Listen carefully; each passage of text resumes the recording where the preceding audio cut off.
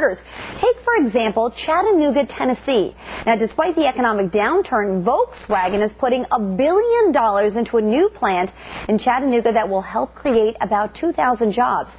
For a look at how the possible bailout will affect the economy both in and out of Detroit, I'm joined by Trevor Hamilton. He's the Vice President of Economic Development for the Chattanooga Chamber of Commerce, and Republican Congressman McCotter of Michigan. Good morning, gentlemen. Thanks for being here. Thanks for having me. Good morning, Alexis. All right, Trevor, let me start with you. How has that Chattanooga billion-dollar project affected your local economy, and why do you think it is that Volkswagen has decided to invest in the U.S., particularly at a time when we're all struggling? Well, for Chattanooga, this is really the culmination of a long-term vision for our community to recruit an automobile manufacturer to our region. Chattanooga's had a long history with manufacturing. We believe that manufacturing is still important to the economic base of this nation's economy.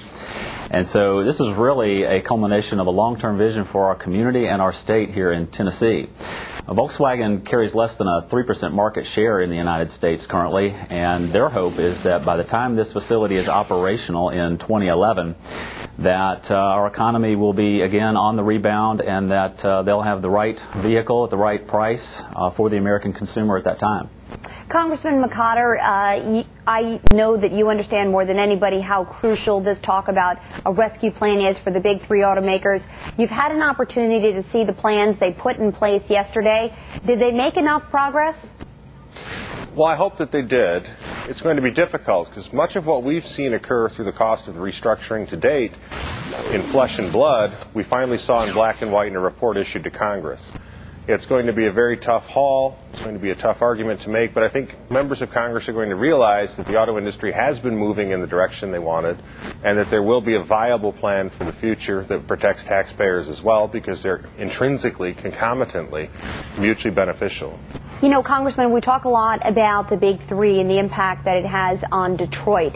But here it is, you and I both know this is a lot more than what's going on in Detroit or in the state of Michigan. It's much grander than that. Walk me through why some kind of plan is so essential.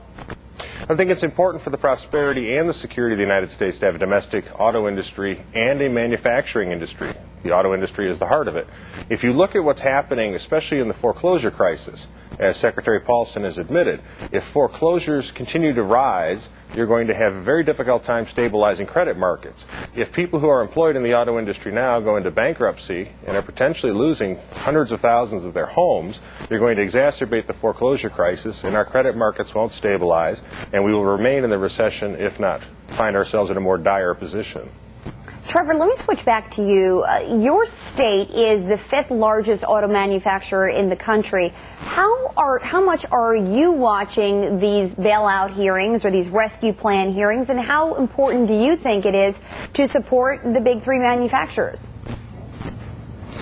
Well, here in Tennessee, as you say, we're the 5th largest auto-producing state in the country, and over 160,000 Tennesseans are employed in that industry. So we are watching the issue very closely, and while it's difficult to say how it specifically will impact our community, certainly our state is affected by the big three, and we're hopeful for a full economic recovery of the big three. Here in Tennessee, we have a Saturn plant in the Nashville area, and even closer to Chattanooga, less than 2 hours from here, Ford recently shuttered a plant in Atlanta, and GM is slated to close their facility there as well. So I won't venture to guess what the solution is, but certainly we hope for a full economic recovery of our domestic big three. Congressman, one of the things that is on the table right now is the discussion that's going on in Washington, D.C. and away from Washington, D.C., and that is the concept of allowing some sort of government sponsored bailout plan whereby the likes of GM and Chrysler do file Chapter 11 bankruptcy, but the government backstops any of the debt thereafter, including the warranties. How do you feel about that? The auto companies and the UAW and everyone in the Michigan delegation knows that bankruptcy is not an option. What we want to see is a bridge loan to the auto industry that can be repaid over time to the taxpayers with the appropriate interest and again with the appropriate taxpayer protections, the ultimate one of which will be a viable plan for the future. We believe that those have been presented and we will be making our case to our colleagues to approve one. All right, we're going to leave it there. Congressman, thank you very much. And Trevor Hamilton, thank you both very much. I'll be looking forward to much more of this over the next couple of days. Thank you, gentlemen. And now let's send it over to Charles. Thanks, Alexis. Well, you know, banks have seen better days in recent months, but an unlikely company, Microsoft, is showing